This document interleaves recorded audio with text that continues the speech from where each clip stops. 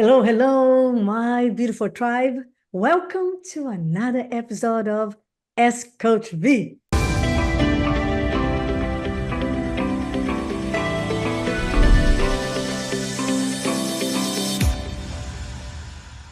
So excited to be here with all of you. And hello, Super Coach Ivon Martin. Hey, Coach. Hey, everyone. Welcome to the video. It's going to be a great one. As you know, Ask Coach V is where Coach Vanda and I approach questions and challenges and situations that real agents, just like you guys, are dealing with. And we do exactly what the title says.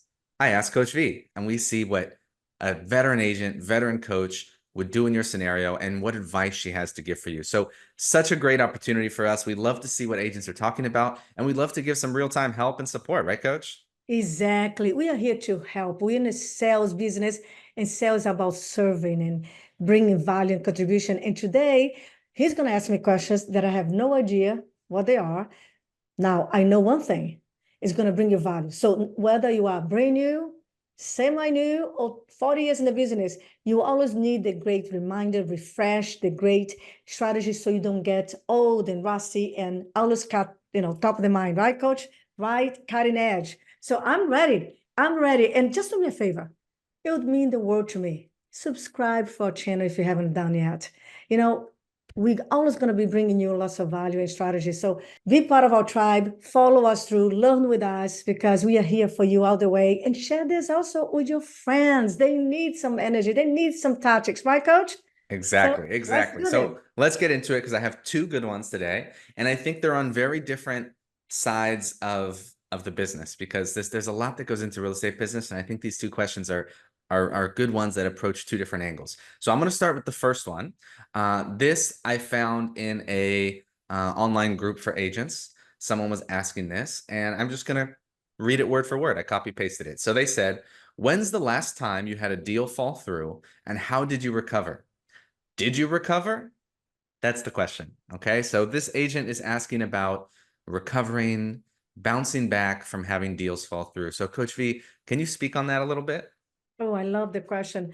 I love the question because, Coach, I always say, hey, there are so many skills in real estate that we work on constantly and consistently, right? There are many skills, but there are two, they're very special ones. One is mindset, the other one is time management, that I also call self-management. So under the skills of mindset, there's a major skills that we all have to become masters so we can perform in real estate and high level and have a life and have also strengths. And the skills called resilience. And resilience is your ability to bounce back from a rejection, from a setback. And so when a deal fall apart, darling, and guess what? They're going to fall apart. We are dealing with people, right, Coach? Yeah, absolutely. We can't control the foundation. We can't control the interest rates going up, people losing the job, people getting a divorce, shit's happening. Sorry. So it's going to fall apart. I remember one time in one day, Coach, three of my deals fall apart in one day. Now, did I hurt? What do you think? Yeah, no Yeah, doubt. right? We love the people. We get attached to our clients and they become family, they become friends. We love the people, we love the house, and we don't want anything to go wrong. But hey, it will fall apart. But the beauty of it, two beauties. I know that sometimes they fall apart. We can resuscitate them or go right back in the market. If you have a listing, go right back in the market. And many times they sell for even more money or they sell for even better offer. And if it's a buyer, sometimes they go up in price. But the thing is, when you have a pipeline full, Coach, because no matter what, you keep setting an appointment, have conversation, you know that some are falling apart, but there's always coming more. There's always coming more. You never attach and desperate. Isn't it true? For sure. So, Coach, what I'm hearing here, because this agent's asking, how do you recover? And did you recover? And I think the first part of the answer is we have to shift the narrative and understand that The deals process. falling apart is just part of the process. Exactly. If you don't have deals falling apart, you probably don't have deals because it's just going to happen. And it's important for us to know that yes, it happens. Now, what's next? Let's keep moving forward. Now, of course, that isn't as easy to do as it is to say, right? It's easy to say, hey, get over it. But when you have a day like you said, where you had three deals fall apart in the same day, how do you actually recover? What are some steps that maybe you take to be more We, resilient like we go that? there. We go there. So first of all, you right on the money. First, you have to understand the concept that is inevitable. It's unavoidable. Deal's going to fall apart. Shit's going to happen. So you got to become stronger. And you got to be ready to not be attached to the result. You do your very best. You do your very, very best. Technique number one, actually, the number one advice. If people ask me, what is the best advice you ever had in real estate? It was this from one of my coaches. Do your very, very best. Release the outcome. Don't be attached to the result because you can't control the whole process. So number one, release it. Number two, actually learn from it. So I have a technique. Can I share the technique? I always go to Please, it. that's what we're here for. Yes, right. I ask myself, number one, have I done because first of all, let me give you the context here. For you to move up and let go and heal, you have to understand and make it better, because otherwise you get stuck. Isn't it true, Coach? Sure. You get stuck. So you got to be able to release and let go so you can go next. But in order to do this, let's make this lesson, this problem, this rejection, the best gift ever. Even if it's out of your control, something happened out of control, but you always can learn from it and harness the gift and the power. So every time I do fall apart, first of all, I stop, I take a breath, I remind myself that, hey, shit happens. Some things are going to happen no matter what. And then I ask myself those questions, write down those questions. Number one, have I done my very best?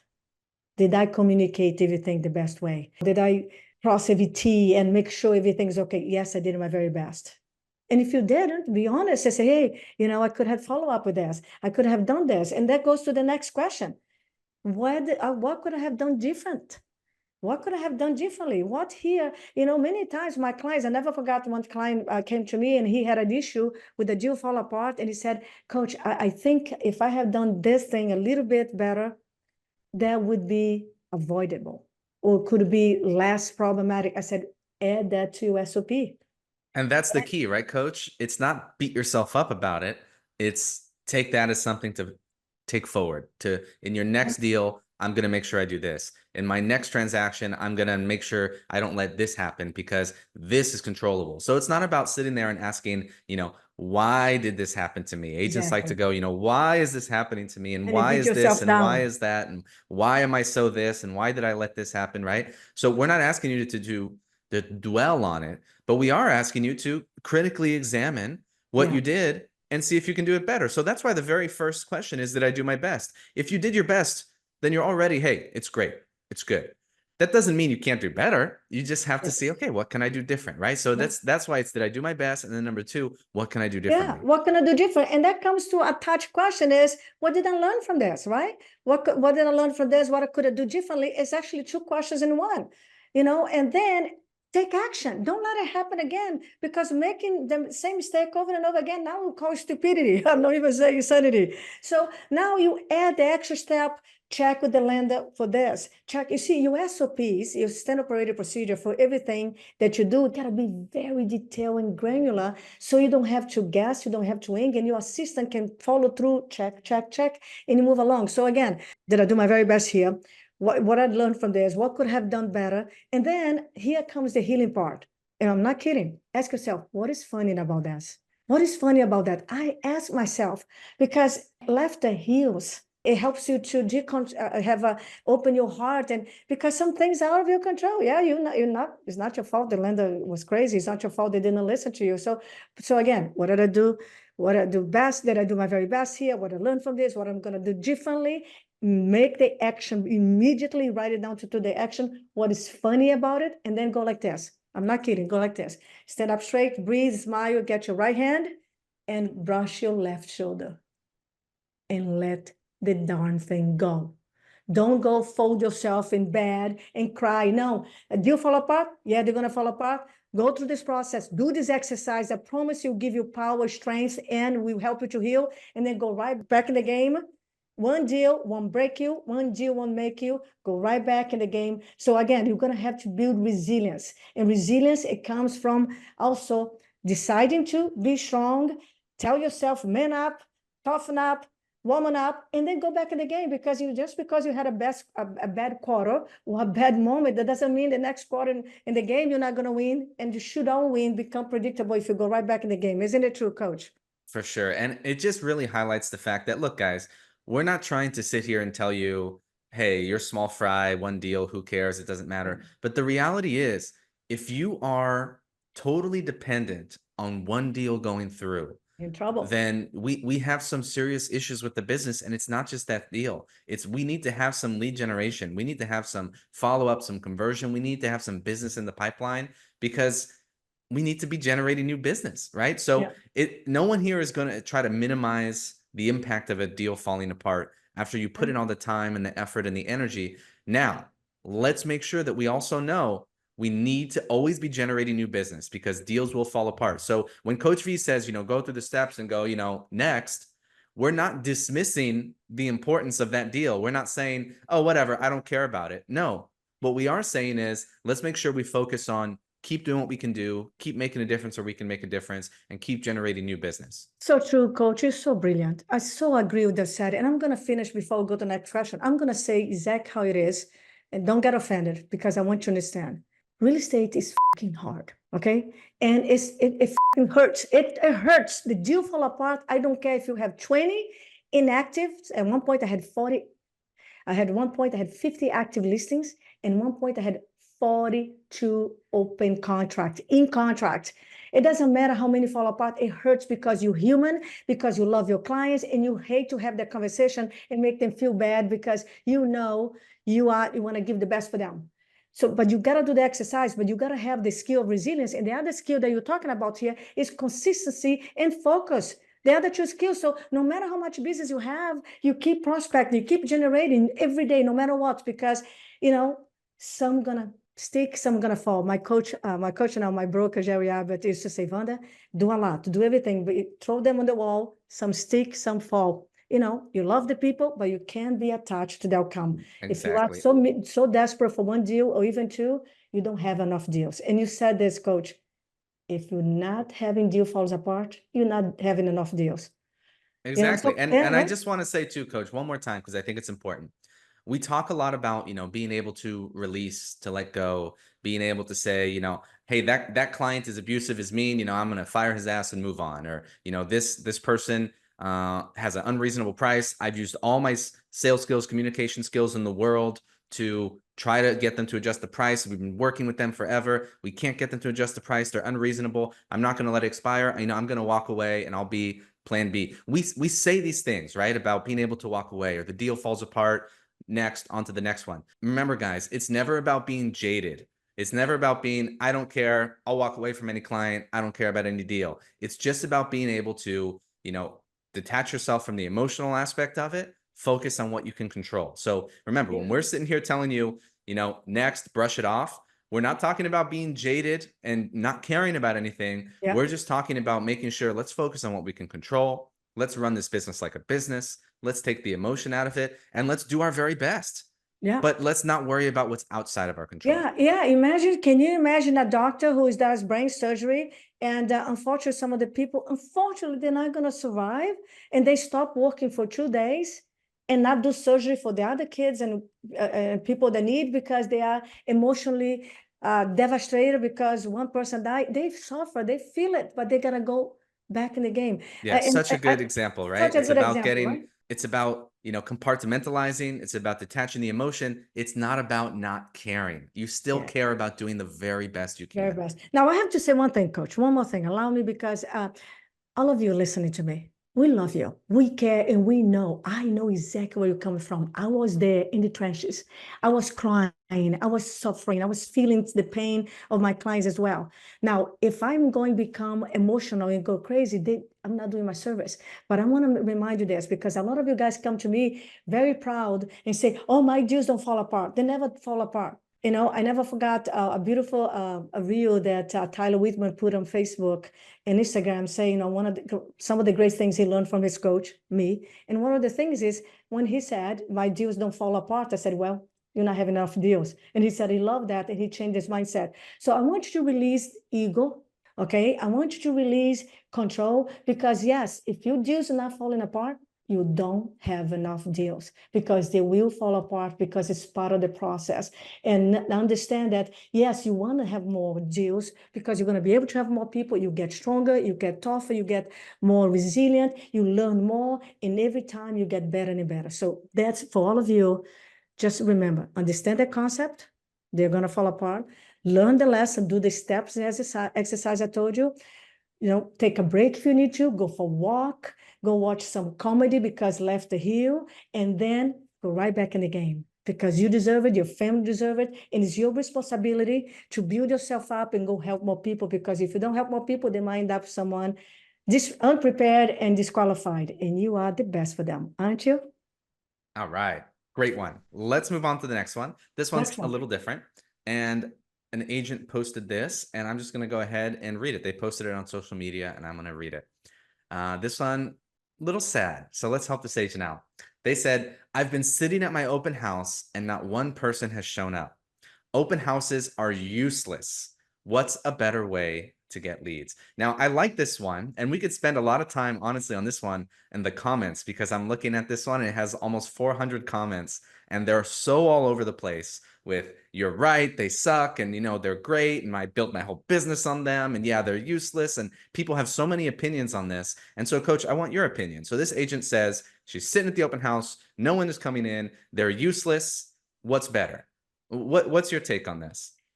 First of all, Coach is so good. It's so good. Yes, listen, this is a fantastic question. And please listen. Don't listen to the comments. Most agents never had a training, never had coaching. Only 3% of agents invest in themselves. So don't listen to these comments, because you're going to hear some crazy stuff. And if you are listening, filter everything. So let's go here. Yeah, because Coach, let me just say this, because you just reminded me, guys. There are some serial advice givers out there, people who get a high on giving people advice when they've never done it themselves.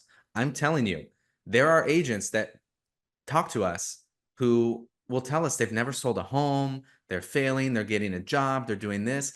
And we'll see those same agents on social media in these groups when someone posts and says, I did 30 transactions this year, but I'm struggling with this. What should I do? And they're giving that agent advice. Okay, so be very careful, because there's a lot of people out there that love to talk about it, but don't like to be about it. So just be very careful. Coach, you're so right.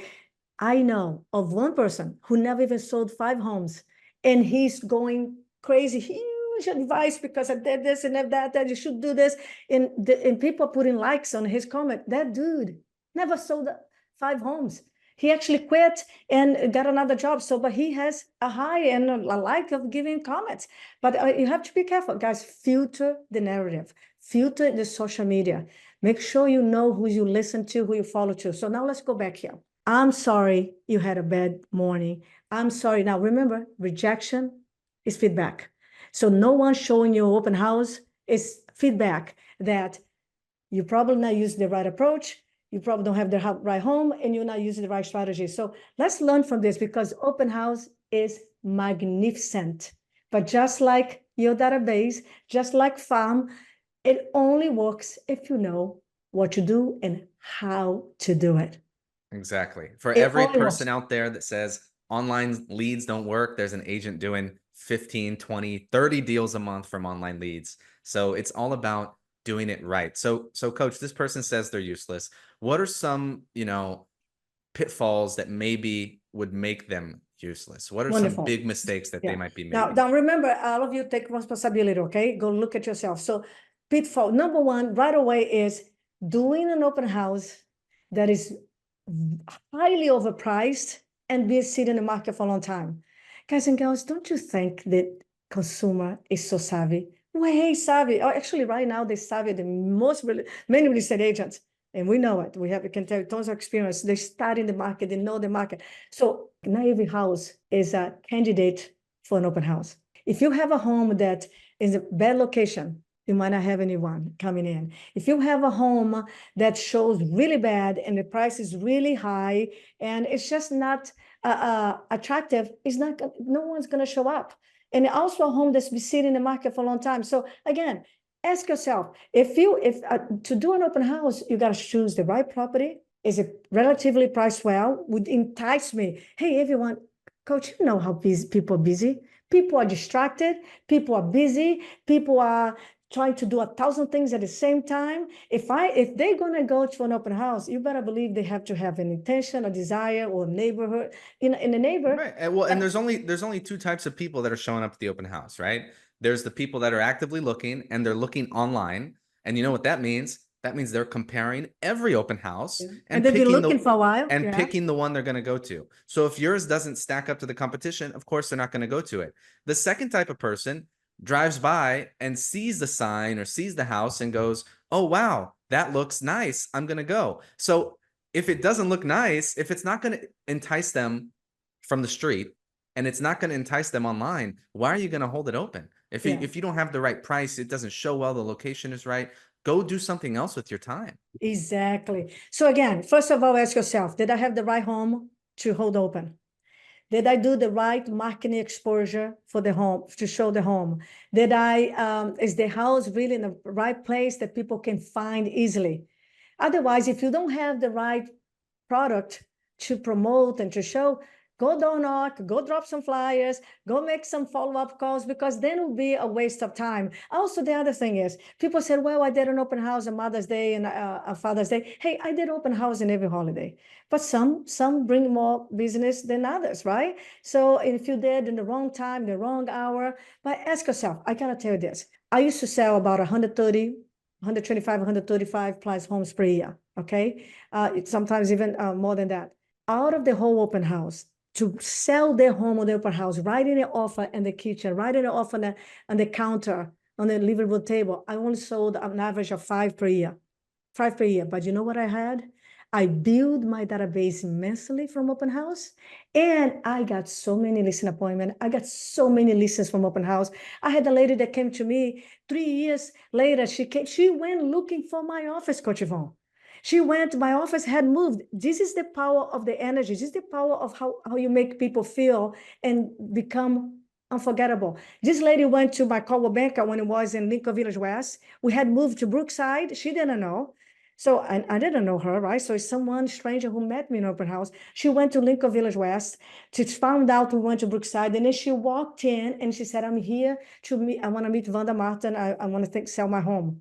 Of course, the people on the floor desk are like, wow, don't you love a walk in, come listen me? She came in and she said, I met you in open house 3 years ago. I loved your energy. I love how you described the house. I love the question. You made me feel so good. And I told myself, when I sell my home, I'm going to find this lady. And 3 years later, she went to find me. So again, my point is, open house, you have to have the right strategy. That's what we teach on VIP. We teach the VIP the mindset, the approach, the system, what you do before, what you do during the open house, what you do after the open house, because oh my Exactly, gosh. Coach. I was about to say, look, we could get into this for hours about, how to actually make those open houses super effective. We just had a call recently, which was, how to set an appointment at every single open house. And, Bam. it's there. It works if you know how to work it. And I think that really answers the part two of her question, which was, hey, she said open houses are useless, which I think we covered. They're not if you do them well. And her second part of the question was, what is better? What are you guys doing? And the real answer is just about every lead source can work if you work it correctly.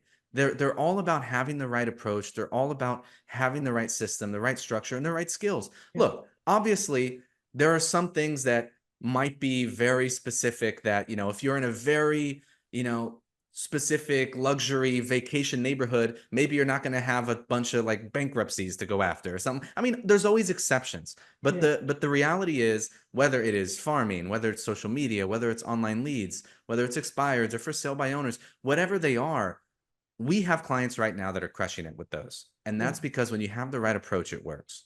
Thank you, Coach. It's so brilliant. It's true.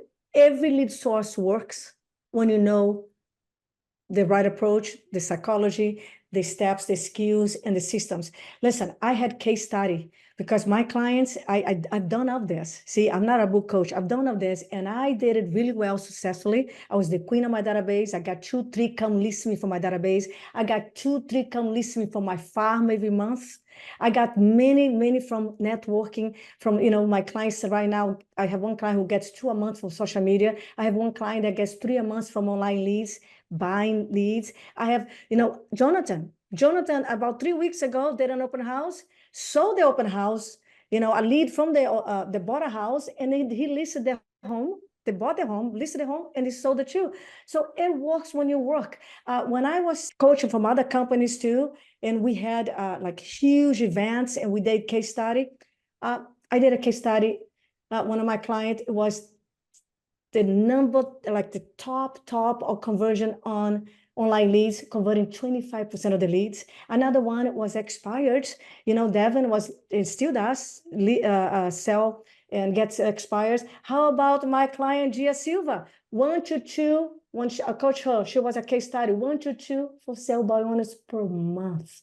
Again, it works when you work the right way, the right approach, with the right perspective, systems and all. I love this stuff. Exactly. So, Coach, I think we answered that question. I think we knocked it out of the park. Guys, give us a thumbs up if you like this. Give us that like, because it helps us grow. It helps more people see this. And look, come to the next video, show up in the comments, tell us what questions you have. What do you want us to talk about? What should we go out there and look for? Because I want to make sure that we're talking about things that you guys want to hear and that we can really help you. Because as you can see, we're passionate about this. We love this. And this has been a great episode of Ask Coach V, right, Coach? Yeah, exactly. And Coach, you know what, guys and girls, talk to us if you like to level up your game. I do. I ask for the job because I apply for the job because I believe a lot of you guys are suffering because you don't know the right approach, the right mindset, the right system, the right perspective. This business can be predictable. You can predict your business if you know what your leads come from, your level of conversion is high.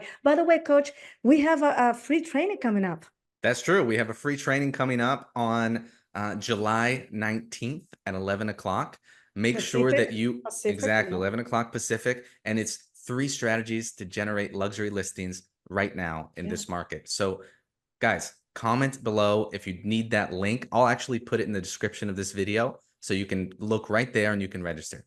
Exactly. Listen, everyone, the reason we do this, all this free content, and we provide so much value, energy, tactics for you. We love this industry. I've been there. I don't want you to suffer. I want you to grow, elevate yourself, and I want you to believe it's possible. If I can do it with a broken English in a new market, with 2 little kids, with no money, and by the way, open house I was doing 3 times a week, how I build my business a lot at the beginning. If I can do it, you can do it. Say, I believe. I want you to believe. So thank you for showing up. Thank you, Coach Ivon, for your amazing energy and great brilliance. Thank you. Thanks, everyone. Thank you. So again, share this, comment here, any questions you have for us, and we'll see you next time. I love you, and go share your energy and go sell a lot of homes and help a lot of people. See you next time. Thank you. Bye. Bye.